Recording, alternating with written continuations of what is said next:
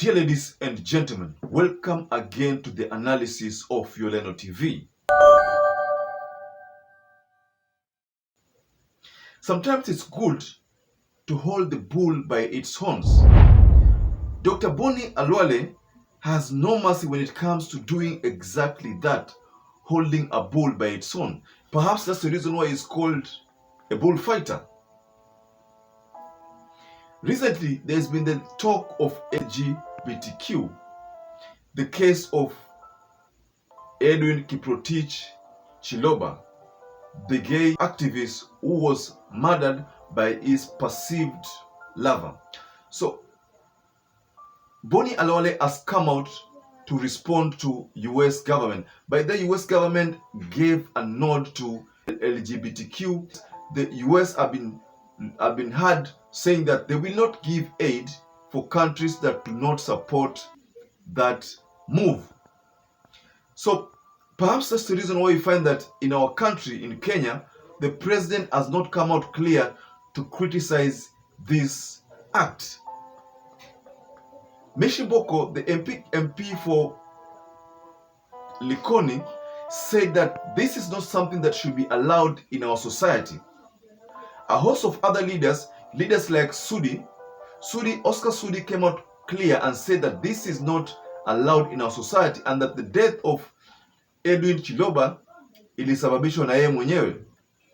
So the US have been trying to intervene in this investigation, and they even offered to give their expertise so that they can bring to book the people who are responsible for that murder. So it's for that reason that BONI KHALWALE decided to respond to Ned Price, that is the US Department of State. And this is what the US Department of State said. We made the point last week that we urge and expect the Kenyans to conduct a thorough and transparent investigation into that is Edwin Chiloba's death.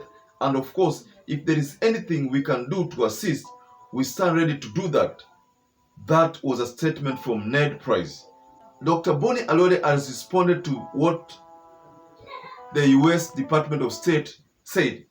And Dr. BONI KHALWALE said, if African governments are looking for who is destroying the long-respected African social fabric amongst our youth, look no further. The USA keep off our children, please. Ladies and gentlemen, where does that statement lead us?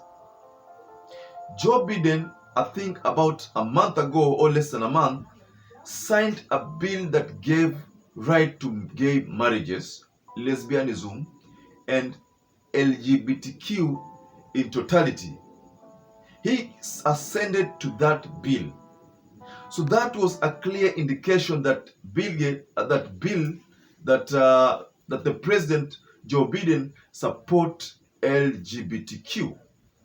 So Dr. BONI KHALWALE has warned the US against meddling in our society, against trying to export their dirty act into our society.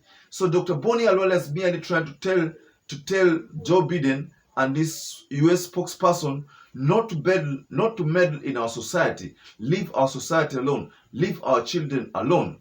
So ili swala la LGBTQ ni swala ambalo US inajaribu kulazimisha Waafrika walikubali. Mind you, if you look at the colonial era, the Africans have always had their own culture, have always had their own society, have always had the way they behave, the way they associate. But then the Western countries always exported their own behavioral ways into our society, and in our society have been trying to embrace how the West behave. So in this LGBTQ issue, we've seen a number of Kenyans trying to practice it, and this is not good for our society. And perhaps that's the reason why Dr. BONI KHALWALE amekuja akiambia Joe Biden, tafadhali achana na sisi, achana na Kenya. I think we're yet to see the president come out clear and support this call by leaders of Kenya and leaders of Africa that hii issue ya LGBTQ so issue sio Afrika, tuko na haja nayo sana. We've seen in that statement from the US Department of State, the spokesperson, where he's saying that they are ready to volunteer. I mean, they're ready to volunteer to find out what could have happened. The question I'd like to ask US as a political analyst, I'm asking US, why didn't they volunteer when there was this murder of IEBC staff? Why didn't they volunteer? Why are they volunteering on this LGBTQ issue? That means they are only hell-bent in exporting this this illegal act into our society. I think that Dr. Boni Khalwale has come out clear and criticized. I think for the first time I'm seeing Boni Khalwale anakuja kuwa Boni Khalwale yule wa kitambo. Boni Khalwale wa kitambo alikuwa ni mtu ambaye alikuwa anasema kitu haogopi, hakuwa anaogopa, anasema kitu whether it's acting the government or not. So what the Boni Khalwale is saying right now might not sit well with the Ruto government, because Ruto and the Joe Biden are friends, you know. So maybe Ruto would not want to say something that is going to go contrary to what Joe Biden believes. So maybe Ruto will not respond to this kind of utterances. But the people within the Kenya Kwanza have responded, and they've gone against Joe Biden. What Joe Biden is trying to push is what the people, the leaders, are not are against. So, ladies and gentlemen, kindly share what your opinions are. Do you think Boni Khalwale is right? Do you think Boni Khalwale is right by saying whatever he said, that Joe Biden and the US Secretary of State wacheni kutuletea hizi vitu ambavyo mnatuletea hapa kwa nchi yetu? We are not ready. Stop, please leave our children alone. So that's the message that Boni Khalwale has sent to Joe Biden and his Secretary of State, the US spokesperson for the Department of State.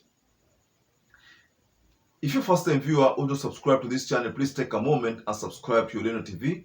Give us a like. You can hit the notification bell so that every time we upload such videos, you will always become the first person to get notified. Ladies and gentlemen, kindly stay safe, stay blessed until we catch up again in our next analysis.